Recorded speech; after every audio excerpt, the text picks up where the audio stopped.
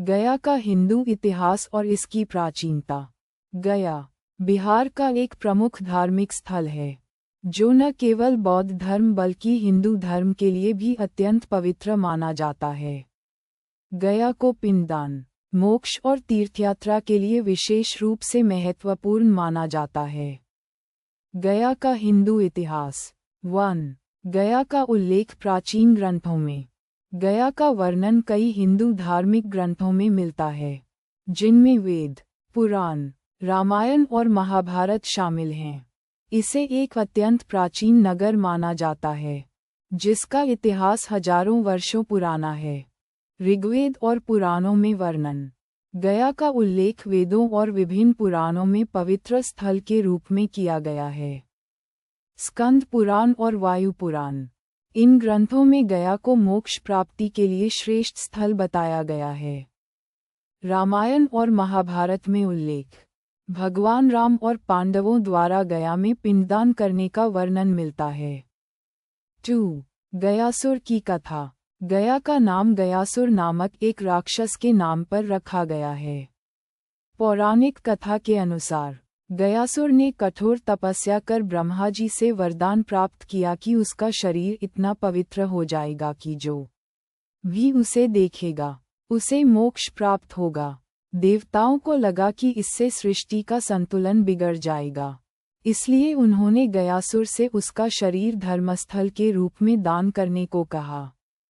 गयासुर ने सहमति दे दी, और तभी से यह स्थान पिंडदान और मोक्ष प्राप्ति का सबसे पवित्र तीर्थ बन गया। 3. गया में पिंडदान का महत्व। गया को हिंदू धर्म में पितृतर्पण, श्राद्ध और पिंडदान के लिए सबसे महत्वपूर्ण स्थल माना जाता है। ऐसी मान्यता है कि भगवान विष्णु के पदचिन्ह विष्णुपद मंदिर में गयासुर के शरीर पर पड़े थे, जिससे ये स्थान पवित्र बन गया। यहाँ पिंडदान करने से पूर्वजों को मोक्ष प्राप्त होता है, इसलिए श्राद्ध पक्ष, पितृपक्ष में लाखों श्रद्धालु यहाँ आते हैं। गया के प्रमुख हिंदू तीर्थ स्थल। 1. विष्णुपद मंदिर। यह मंदिर भगवान विष्णु को समर्पित है और इसमें भगवान विष्णु के 40 सेंटीमीटर लंबे पद चिन्ह स्थित हैं। इस मंदिर का निर्माण अहिल्याबाई होलकर ने 1787 में करवाया था, लेकिन इसका मूल अस्तित्व प्राचीन काल से माना जाता है। 2. फल्गु नदी। यह एक अद्भुत नदी है, जो गया में भूमिगत बहती है। ऐसा कहा जाता है कि माता सीता ने यहाँ अपने ससुर राजा दशरथ का पिंडदान किया था। 3. अक्षयवट वृक्ष। यह एक अमर वृक्ष माना जाता है, जिसके नीचे पिंडदान करने से पितरों को विशेष लाभ मिलता है। 4. प्रेतशिला।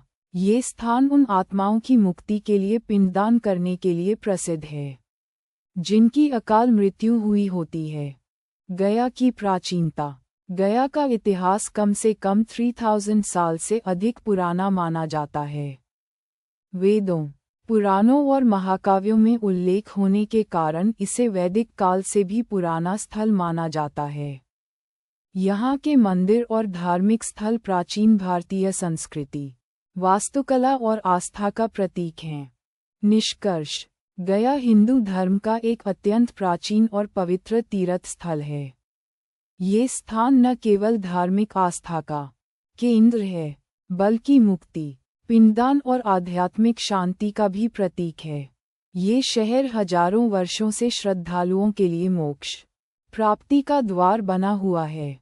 यहाँ गया बिहार, भारत का उल्लेख विभिन्न हिंदू ग्रंथों और पुराणों में मिलता है। गया का धार्मिक और पौराणिक महत्व अत्यंत व्यापक है। नीचे विभिन्न ग्रंथों में गया के संदर्भों की सूची दी गई है। भागवत पुराण, स्कंद 4, अध्याय 13, श्लोक 17 गया को सुद्युम्न, वैवस्वत मनु के पुत्र के रूप में वर्णित किया गया है। स्कंद 4, अध्याय 24, श्लोक 8 गया को हविधान और धिषणा के 6 पुत्रों में एक बताया गया है। वायु पुराण, अध्याय 63, श्लोक 23 गया का हविधान और आग्नेय के वंश में उल्लेख किया गया है। अध्याय 112 इसमें राजा गया की कथा है, जिन्होंने महान यज्ञ किया जिससे ये स्थान पवित्र हो गया और गयापुरी नाम पड़ा।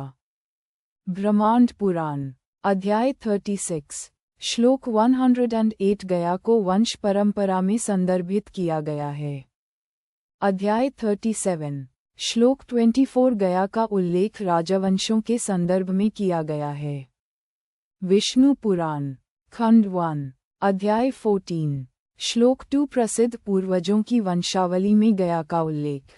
अग्नि पुराण अध्याय 114 इसमें असुर गया की कथा दी गई है, जिनके तप के कारण उनका शरीर पवित्र स्थल बन गया और वहां यज्ञादि अनुष्ठान किए जाने लगे।